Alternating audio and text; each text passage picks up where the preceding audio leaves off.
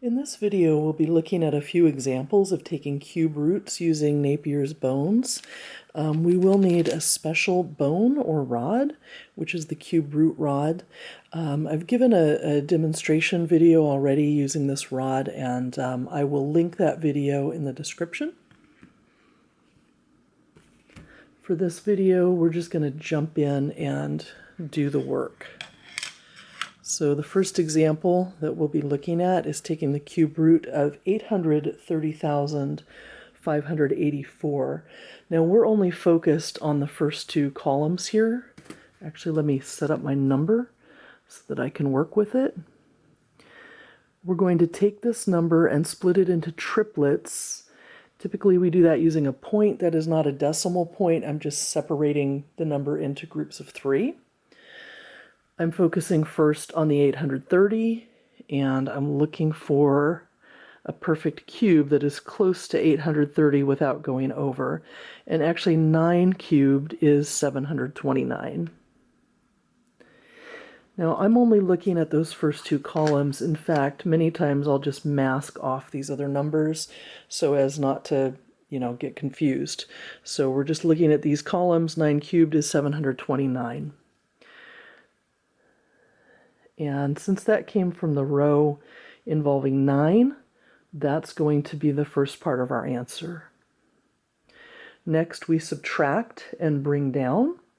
So 830 minus 729 is going to be 101.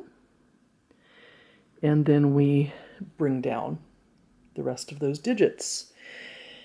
Now we need to figure out what rods we're going to be placing in front of this cube root rod in order to continue our work. In order to do that, we take the 9, we take our first result and we square it. We multiply it by 3. And so 9 squared, and by the way, that's what the back part of this rod is for. When you're using Napier's bones, you don't need to know your multiplication tables, you don't need to know your squares, you don't need to know how to divide. If we need to find 9 squared, it's sitting right here. 9 squared is 81. And you can also use the digits at the back in order to set up a multiplication. I'm just going to go ahead and do that. The others, I won't slow it down so much to take a look at this, but you can actually do 3 times 81 right here, and you'll find that you get 243. 243. If you're able to do the multiplication in your head, then you certainly don't have to come over here to the back and do that part. So what that tells us is the rods that we need to put in front of that cube root rod. We need 243. I am going to go ahead and mask off those last two columns. And what we're looking for is the number closest to 101,584. And as I look along the rows here, I see that across from the 5, I'm going to get 121,000 something. Actually, in row 4, I'm going to come up with 90,000 something, which is the closest I can get without going over. So this number has a 4 in the ones place, a 6 in the tens place, then we have a 2 in the hundreds place, a 7 in the thousands place, and then a 9 in the 10,000s place. So that came from row 4. That is the next part of my answer. I'm going to go ahead and do that subtraction, and that gives me 4,320. Now, what we need to do next is to multiply our first number by 3, multiply by 10, which has to do with place value because the 9 is in the tens place, and then we need to multiply that by our second result squared. And that should actually be equal to this number if this was a perfect cube to begin with. So this is actually kind of a check. But 3 times 9 gives us 27, times 10 is 270. We need to multiply that by 16. I think I'll go ahead and do the multiplication here as well. So I need to do 270 times 16. 270.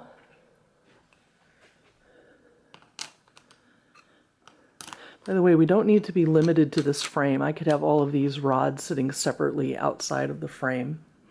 So in order to do this multiplication, I do, maybe let's mask this off again. 1 times 270, which is equal to 270. And then we do 6 times 270, which is 1,620. Now, the 1 isn't actually a 1, right? It's in the tens place. So I'm going to add a 0 at the back. When I add these numbers up, I do get 4,320.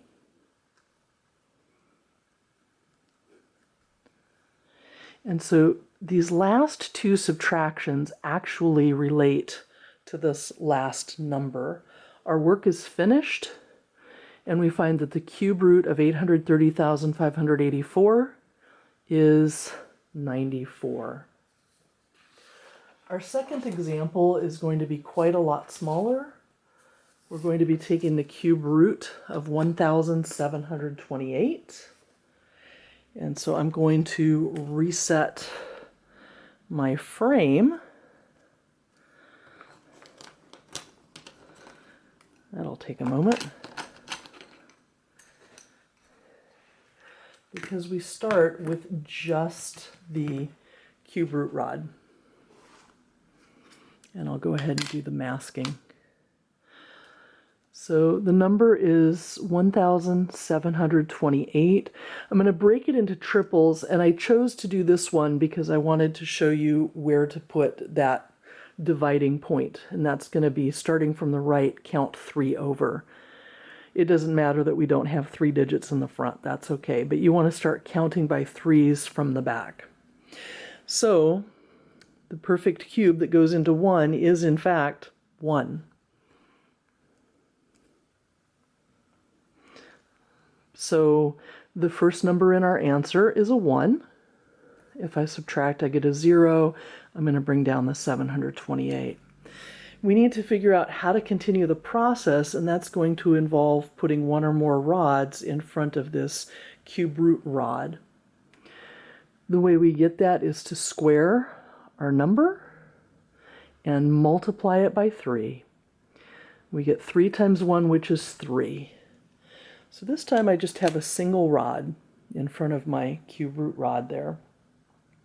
So what I'm looking for is something as close as I can get to 728 without going over.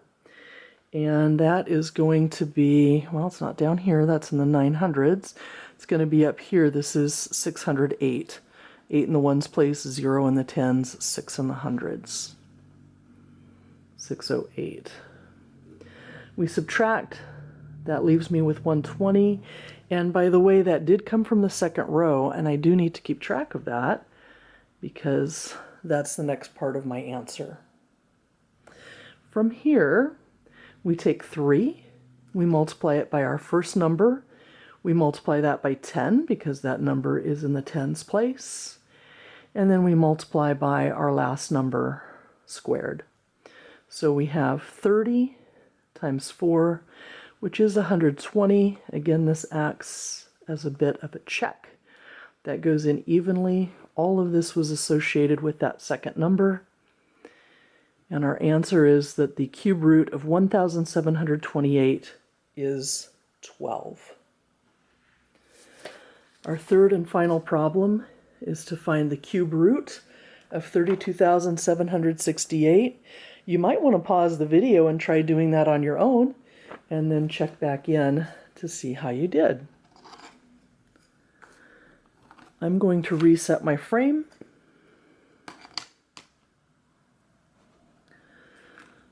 Once again, I rewrite the number.